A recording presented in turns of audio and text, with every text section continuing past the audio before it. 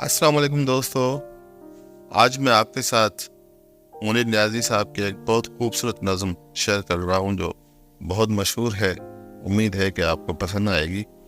نظم ہے کہ ضروری بات کہنی ہو، کوئی وعدہ نبھانا ہو، اسے آواز دینی ہو، اسے واپس بلانا ہو، ہمیشہ دیر کر دیتا ہے۔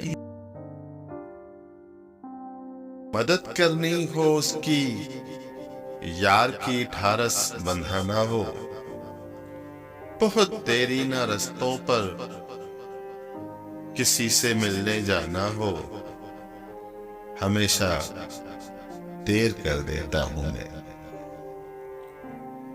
بدلتے موسموں کی سیر میں دل کو لگانا ہو، کسی کو یاد رکھنا ہو، کسی کو بھول جانا ہو، ہمیشہ دیر کر دیتا ہے۔